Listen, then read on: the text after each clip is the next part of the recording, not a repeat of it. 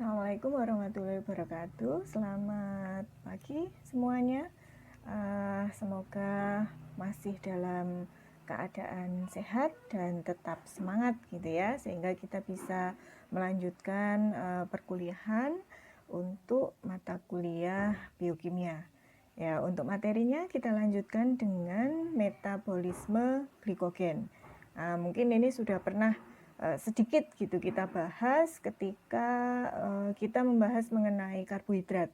Ya, jadi ada yang masih ingat mungkin glikogen ini termasuk monosakarida, disakarida, oligosakarida atau polisakarida. Ya, sambil mengingat-ingat gitu ya, nanti bisa dibaca lagi. Jadi glikogen ini merupakan contoh dari polisakarida. Ya, kita lihat dulu bagaimana peran biomedis dari glikogen di dalam tubuh. Jadi yang pertama, glikogen ini sebagai salah satu bentuk penyimpanan dari glukosa. Jadi kalau ada asupan makanan gitu ya yang mengandung glukosa, kemudian diabsorpsi, diedarkan melalui peredaran darah, glukosa ini dibutuhkan oleh sel untuk proses metabolismenya. Nah, ketika sel sudah cukup gitu dengan asupan glukosanya, maka di dalam darah masih ada kandungan glukosa. Nah, supaya menjaga gitu ya kadarnya tidak terlalu tinggi, artinya melewati batas normal, maka kelebihan glukosa itu disimpan di dalam bentuk glikogen. Itu yang terjadi pada vertebrata. Nah, kalau di tanaman, bentuk penyimpanan glukosa bisa ditemukan dalam bentuk amilum. Untuk penyimpanan glikogen sendiri ada dua tempat terbesar begitu. Yang pertama adalah hati, kemudian yang kedua otot. Nah, hati ini yang porsinya lebih besar begitu ya dibandingkan dengan otot, karena ya proses pembentukan ini kan membutuhkan enzim gitu. Sementara hati merupakan pusat metabolisme. Ya, di sana terdapat banyak sistem enzim gitu ya untuk berbagai metabolisme yang berlangsung di dalam tubuh. Kemudian penyimpanan glikogen itu berada di dalam sitosol. Jadi kalau ingin mendapatkan glikogen dari sampel, ya, jadi sebenarnya di praktikum biokimia ini kita lakukan juga gitu. Jadi kita mengambil glikogen dari beberapa contoh organ. Nah, itu nanti dibandingkan kadarnya yang besar yang mana begitu. Nah, untuk mendapatkan glikogen ini karena dia disimpan di sitosol di dalam sel intraseluler gitu ya, maka selnya harus pecah gitu ya, harus dihancurkan untuk bisa mengekstraksi atau memperoleh glikogen. Nah, di dalam sel itu sendiri glikogen disusun oleh kurang lebih 55.000 glukosa. Nah, jadi karena dia tadi merupakan polisakarida gitu ya, artinya penyusunnya itu banyak sakarida, banyak monosakarida. Nah, dalam hal ini jumlahnya adalah 55.000 glukosa. Kemudian untuk penyimpanan glikogen di dalam otot, nah ini bisa digunakan kurang lebih jangka waktunya adalah 1 jam. Jadi misalnya kalau kadar gula di dalam darah itu terjadi penurunan, maka penyimpanan ya dalam bentuk glikogen ini akan dirombak lagi menghasilkan glukosa, kemudian dirilis atau dikeluarkan ke peredaran darah, sehingga kebutuhan glukosa oleh sel ini bisa terpenuhi. Nah, untuk penyimpanan di dalam otot ini bisa menjaga kadar gula ya supaya tidak terlalu turun itu selama 1 jam. Jadi ini menggantikan kalau misalnya tidak ada asupan gula. Sedangkan di hati ini bisa 12 sampai 24 jam.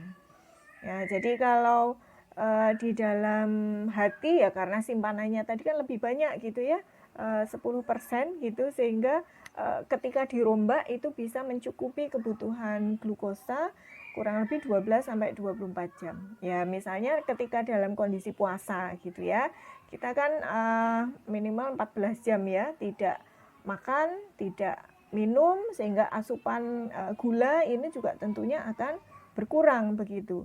Nah, ketika kadar gula di dalam darah ini turun, maka glikogen yang sudah disimpan sebelumnya begitu akan dikode supaya menjalani proses glikogenolisis atau pemecahan glikogen sehingga menghasilkan glukosa. Nah, pada manusia ini bentuk energinya kalau dalam glikogen ini jauh lebih sedikit begitu dibandingkan dengan lemak gitu ya. Tetapi kalau secara biomedis timbunan lemak ini lebih berbahaya begitu dibandingkan timbunan glikogen. Karena kalau lemak itu terdeposit ya dalam bentuk, bisa dalam bentuk ester, bisa dalam bentuk lemaknya gitu ya. Kita sudah bahas di bahasan untuk lipid. Sedangkan kalau gula ini penyimpanannya bukan dalam bentuk gula tetapi dalam bentuk glikogen. Sehingga kalau secara fisiologis itu lebih aman, artinya tidak menyebabkan penyakit. Tetapi energi yang disimpan memang lebih sedikit ya, dibandingkan dengan lemak. Ya, cuman kalau gula ini nanti bisa dikonversi begitu ya untuk lemak, sedangkan kalau lemak ini tidak bisa dikonversi menjadi glukosa. Kemudian yang lain bahwa lemak tidak mengalami katabolisme anaerob.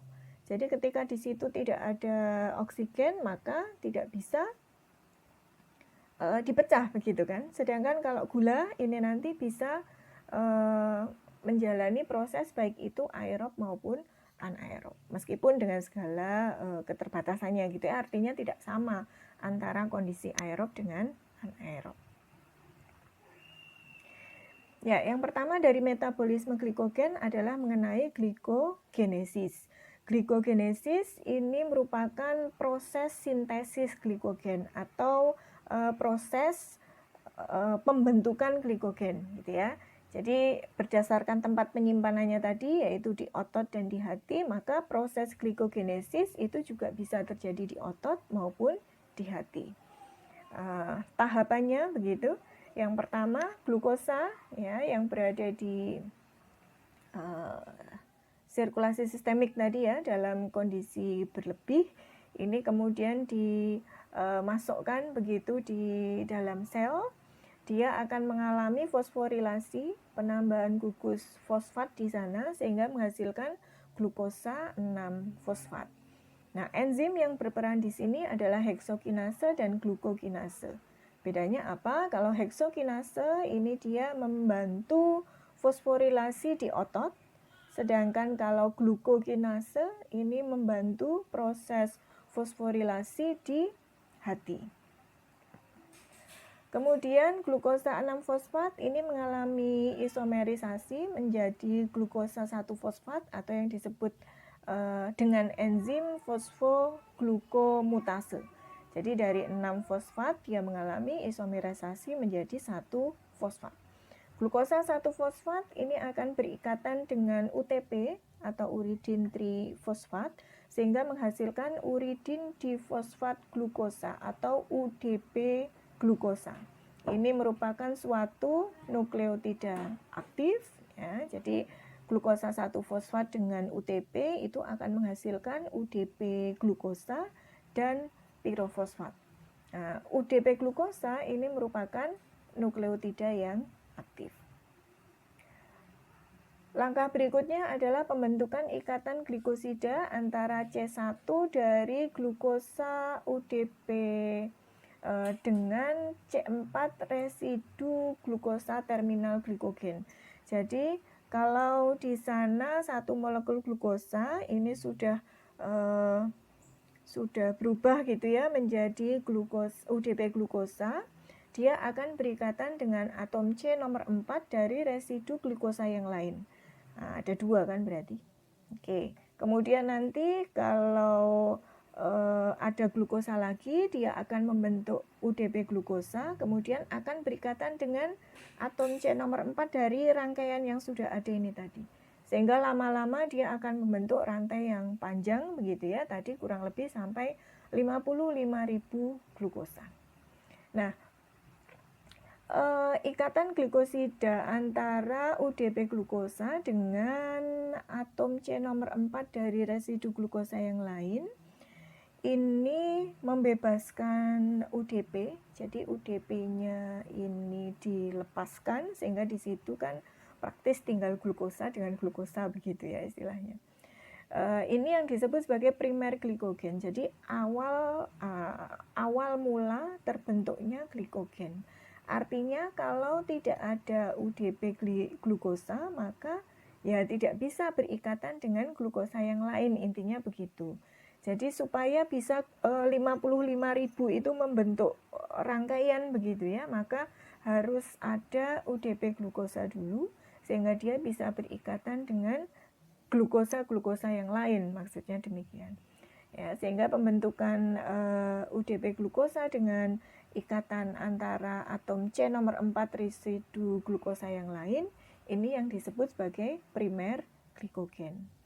Primer glikogen ini juga dapat dibentuk dari glikogenin atau berupa primer protein gitu ya.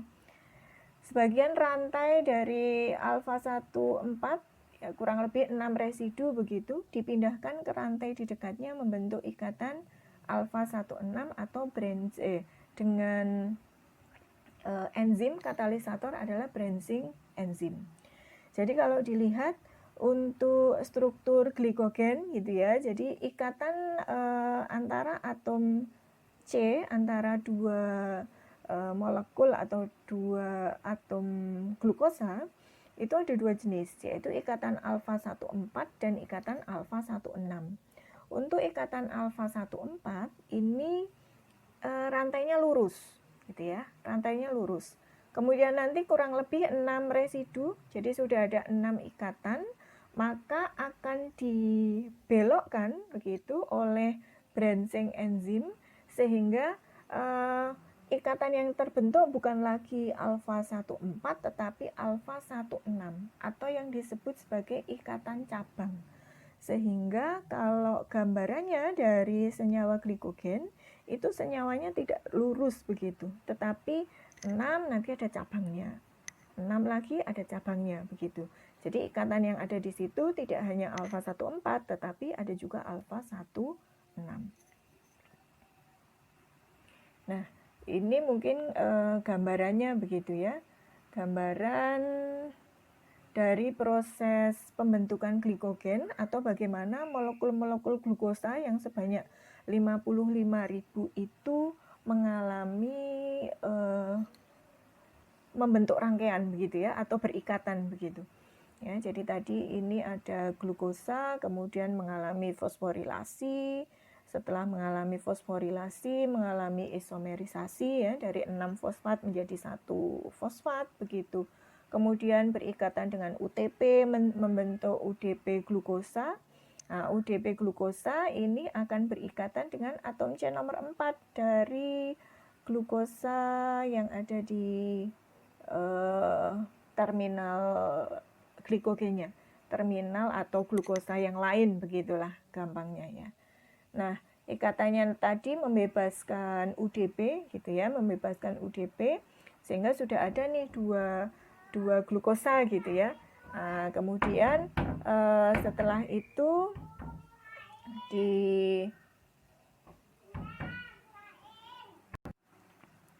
ya, jadi tadi ikatannya tadi sudah ya antara UDP glukosa ketemu dengan C4 sehingga terjadi ikatan begitu antara atom C1 dengan C4 glukosa yang lain sehingga membentuk 2 gitu kan. Nah, kemudian 2 ini nanti akan lanjut terus gitu ya sampai tadi 55 residu itu. Kemudian untuk pembentukan ikatan cabangnya, jadi kurang lebih tadi ada 6 ya, ini kan sudah ikatannya kalau yang lurus. Nah, kalau yang lurus ini adalah ikatannya alfa 14. Kemudian ketika ada di situ kurang lebih 6 begitu ya, 6 begitu, maka akan oleh glikogen branching enzim, jadi enzim yang membentuk ikatan antara atom C alfa 1 dengan 6, jadi bukan 1 dengan 4 gitu ya. itu akan membentuk branch atau akan membentuk cabang dari glikogen. Ya, sehingga kita bisa memperoleh senyawa glikogen begitu dengan ikatan alfa 14 dan ikatan alfa 16. Oke, berikutnya adalah glikogenolisis atau ya kalau ini kebalikannya begitu dari glikogenesis. Kalau glikogenesis tadi adalah proses pembentukan glikogen, jadi bagaimana glukosa satu dengan yang lainnya itu saling berikatan, berangkaian begitu ya, sehingga membentuk baik itu rantai lurus maupun rantai cabangnya. Kemudian untuk proses perombakannya atau pemecahannya begitu ya, jadi glikogen tadi yang sudah dibentuk ini kan bisa dipecah kembali menghasilkan glukosa, ini melalui proses yang disebut dengan glikogenolisis. Jadi proses glikogenolisis ini adalah suatu proses yang terjadi begitu ya pada glikogen untuk kembali menghasilkan glukosa atau proses pemecahan glikogen menjadi glukosa. Enzim yang mengkatalisis untuk reaksi ini adalah glikogen fosforilase. Ini merupakan enzim pemutus rantai glikogen dan fosfoglukomutase. Untuk glikogen fosforilase, ini memutus ikatan glikosidik alfa 14 dengan bantuan fosfat anorganik ya. Masih ingat kalau enzim bereaksi kemudian dengan bantuan senyawa anorganik ini merupakan kofaktornya gitu ya.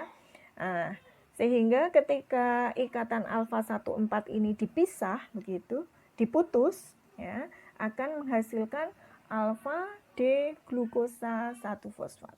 Jadi rantai yang tadi panjang gitu ya, sedikit-sedikit itu dipotong gitu ya, di 14-nya dipotong, 14 dipotong sehingga akan menghasilkan alfa D glukosa 1 fosfat. Kemudian bagaimana dengan ikatan cabangnya tadi? Nah, tadi kan selain ikatan alfa 14 ada juga ikatan alfa 16. Kalau proses pembentukan cabang kita gunakan glycogen branching enzim. Sedangkan kalau pemutusannya enzim yang berperan adalah debranching enzim. Jadi debranching enzim ini memutus ikatan alfa 16 atau ikatan cabangnya. Kemudian untuk fosfoglukomutase ini merubah glukosa 1 fosfat gitu ya. Ini glukosa 1 fosfat yang dikeluarkan sebagai hasil pemecahan dari ikatan alfa 14. Glukosa 1 fosfat ini diubah menjadi glukosa 6 fosfat. Dan ini bersifat reversibel karena tadi di proses pembentukan glikogen atau glikogenesis ini kan terjadi kebalikannya. Dari glukosa 6 fosfat ini bisa diisomerisasi gitu ya menjadi glukosa 1 fosfat. Glukosa 6 fosfat ini merupakan glukosa yang diekspor sehingga menyebabkan kadar gula darah meningkat. Nah, ini dikatalisis oleh glukosa 6 fosfatase. Jadi ketika di sana sudah terbentuk glukosa 6 fosfat, maka ini bisa dikeluarkan untuk dimasukkan kembali ke peredaran darah. Sehingga kadar gula di dalam darah yang tadinya turun, ini bisa kembali normal begitu ya. Nah, proses ini dikatalisis oleh glukosa 6 fosfatase, baik itu yang terjadi di hati maupun yang terjadi di ginjal. Ya, jadi ini adalah tahapannya tadi. Ya, di sini contoh molekul glikogen gitu ya. Ini ada molekul glikogen, ada ikatan yang lurus maupun ikatan cabangnya. Kemudian oleh glikogen fosforilase ini dipecah-pecah yang ikatan alfa 14-nya sehingga menghasilkan glukosa 1 fosfat, glukosa 1 fosfat gitu ya, sudah jadi satu-satu ini. Kemudian kalau yang ke cabangnya ini oleh debranching enzim ya, cabangnya diikat oleh pecah gitu ya ikatannya oleh debranching enzim sehingga ya keluar juga dia sebagai glukosanya gitu ya. Kemudian tadi glukosa 1-fosfat ini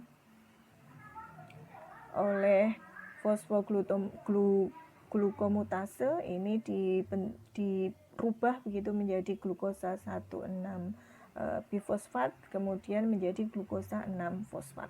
Nah, glukosa 6-fosfat ini yang dikeluarkan atau dirilis begitu ya ke peredaran darah untuk memenuhi kebutuhan glukosa yang turun. Ya, kemudian bagaimana pengaturan glikogenolisis dan glikogenesis? Sekali lagi karena ini merupakan proses enzimatis gitu ya, maka secara fisiologis itu akan berlangsung istilahnya otomatis begitu. Jadi fungsi fisiologis di dalam tubuh kan demikian gitu ya.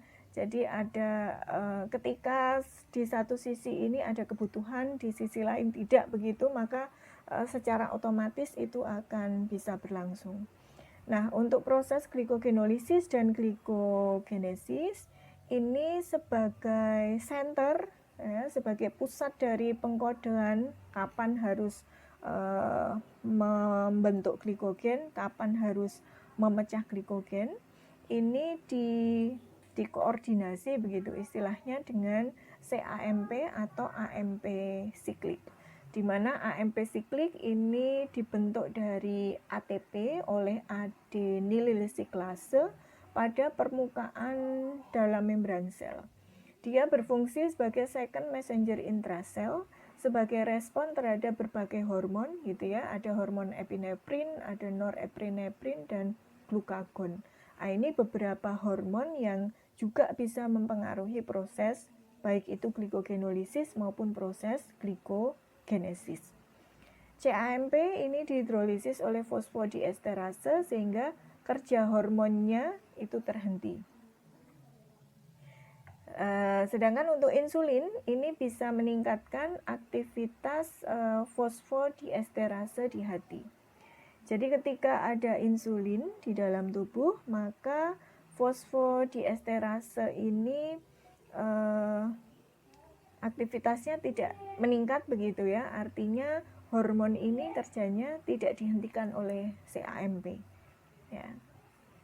Jadi insulin ini bukan enzim ya, tetapi dia merupakan hormon. Mungkin sudah banyak dikenal bahwa insulin ini sangat berperan di dalam proses pengaturan kadar gula darah. Ya, bagaimana kerja dari insulin? Jadi insulin ini dia istilahnya membantu begitu ya, membantu proses pemasukan insulin ke dalam sel gitu. Jadi proses pemasukan glukosa begitu ya ke dalam sel. Jadi insulin ini tidak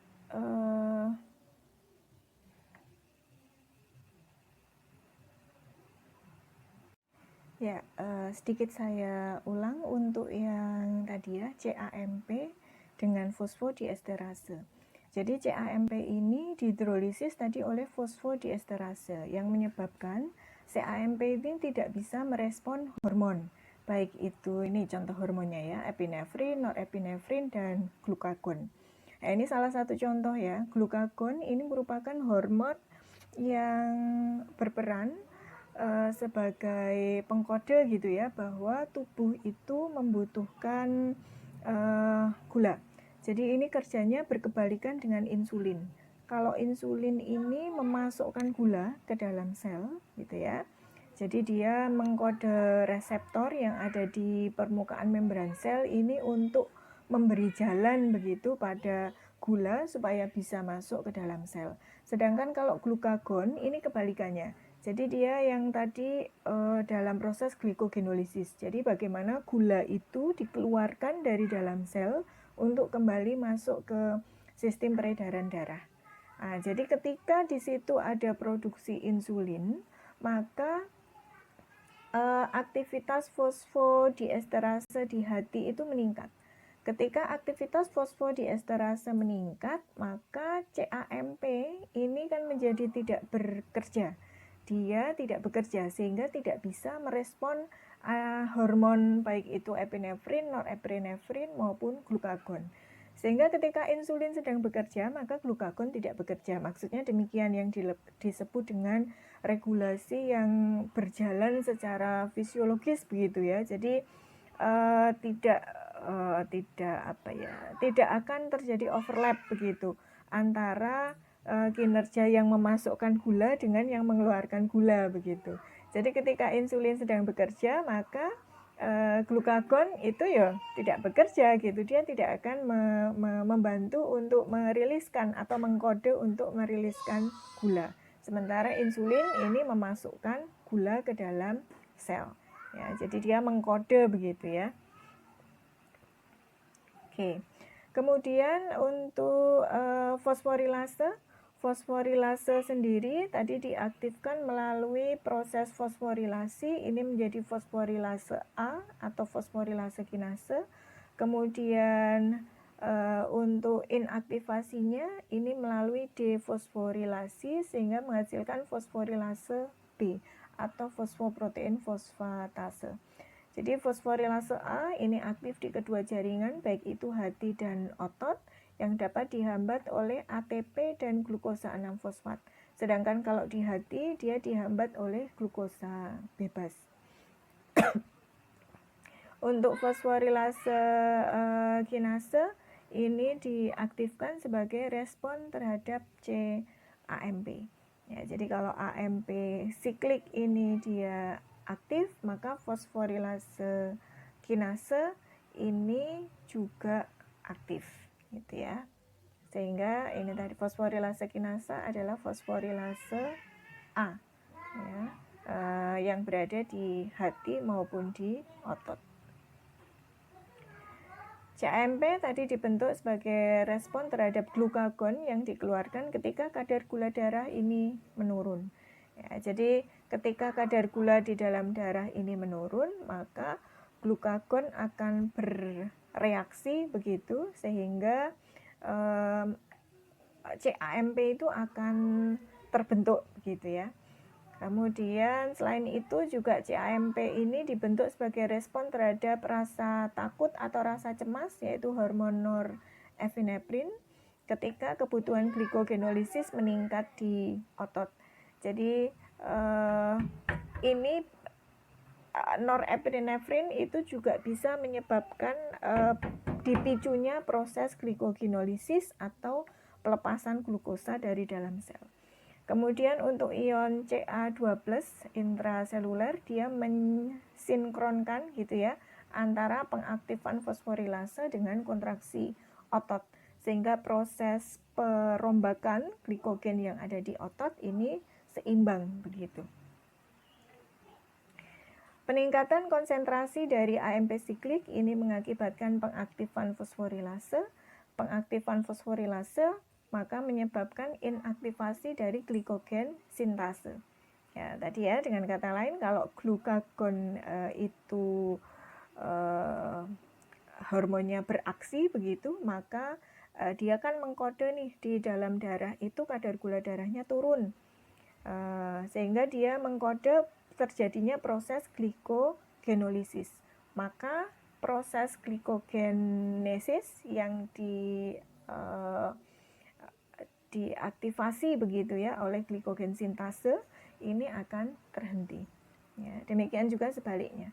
Nah, glikogenesis dapat dihentikan dan glikogenolisis dirangsang secara sinkron. Ini merupakan gambaran dari aktivitas protein kinase yang dependen dengan cAMP atau AMP siklik. Ya, jadi intinya mereka tidak akan berebut pekerjaan begitu. Kalau glikogenolisis ini masih berlangsung, maka tidak akan terjadi proses glikogenesis. Ya, jadi logikanya kan ketika glikogen itu dipecah, maka tidak mungkin hasilnya glukosa yang sudah masuk di dalam darah itu akan ditarik lagi ke dalam sel untuk dibentuk menjadi glikogen. Tidak. Karena glukosa yang dikeluarkan dari dalam sel ini dibutuhkan oleh sel yang lain untuk proses metabolismenya. Jadi bukan sebagai penyimpanan glukosa. Ketika nanti kadar gula di dalam darah ini tinggi, sudah di atas batas normal, maka itu menjadi sinyalir gitu ya bahwa proses glikogenesis harus dilakukan supaya kadar gula di dalam darah tidak terlalu tinggi gitu. Jadi kelebihan gulanya ini dimasukkan ke dalam sel untuk dibentuk menjadi glikogen. Ya, logikanya kalau ada kelebihan gula berarti kebutuhan gula oleh sel untuk proses metabolisme ini sudah mencukupi sehingga sisanya dibentuk sebagai glikogen. Ketika kadar gula darahnya turun, maka glikogen ini dirombak untuk glukosanya dilepaskan ke dalam sistem peredaran darah. Ya, jadi tidak akan overlap begitu antara proses glikogenolisis dengan proses glikogenesis. Nah, untuk kadar gula darah ini banyak digunakan sebagai salah satu parameter gitu ya terhadap kelainan metabolisme karbohidrat. Dalam hal ini penyakitnya adalah sering kita kenal dengan diabetes mellitus. Ya, jadi bagaimana kita tahu bahwa gula darah ini dalam batas normal atau tidak. Jadi kadar gula darah ini kalau setelah penyerapan dipertahankan 4,5 sampai 5,5 milimol per liter, sedangkan setelah mengkonsumsi karbohidrat ini 6,5 sampai 7,2. Untuk kondisi kelaparan atau puasa begitu ya, ini 3,3 sampai 3,9. Sedangkan kadar gula darah yang diukur begitu bisa berasal dari makanan, kemudian dari gluconeogenesis, jadi proses pembentukan gula dari senyawa non-karbohidrat. Ya, masih ingat dengan kemarin ya, siklus asam sitrat, ya ini sudah kita bahas. Kemudian juga proses glikogenolisis. Jadi baik itu asupan makanan, kemudian adanya proses gluconeogenesis dan glikogenolisis, ini dapat meningkatkan kadar gula atau kadar glukosa di dalam darah. Untuk mekanisme metabolik dan hormonal ini yang mengatur kadar gula dalam darah. Jadi ada tadi ya proses glikogenesis, proses glikogenolisis yang dikatalisis oleh enzim. Kemudian di sisi lain juga ada hormon gitu ya yang bereaksi begitu terhadap kadar gula di dalam darah. Mekanisme homeostatiknya paling ketat ya, melibatkan hati, jaringan ekstrahepatik dan beberapa hormon gitu untuk pengaturan kadar gula darah. Kemudian glukokinase ini penting untuk mengatur glukosa darah setelah makan. Ya, jadi supaya tidak terlalu tinggi begitu kadar di dalam darahnya. Aktivitas glukokinase meningkat seiring peningkatan dari glukosa di vena porta hepatica sehingga mendorong penyerapan dari glukosa yang kemudian kita simpan begitu ya sebagai glikogen di dalam hati. Ya, jadi glukokinase ini salah satu enzim yang berperan di dalam proses glikogenesis di dalam hati. Sedangkan tadi kalau yang di dalam otot kita bisa pakai heksokinase. Kemudian yang lain insulin, ya tadi sudah sempat kita singgung gitu ya. Insulin ini berperan sentral di dalam mengatur glukosa darah. Insulin dihasilkan oleh sel beta Langerhans di pankreas sebagai respon terhadap hiperglikemia. Jadi kalau kadar gula di dalam darah itu meningkat, ya sekali lagi kadar gula darah meningkat ini belum tentu diabetes. Jadi diabetes itu kalau mau menegakkan diagnosa diabetes, pemeriksaannya itu harus bertingkat ya, kemudian dilakukan secara berkala. Kalau hanya sekali saja dicek, oh kadar gula darahnya tinggi nih, 210 misalnya demikian, jangan langsung dibilang bahwa oh ini mengalami diabetes begitu ya.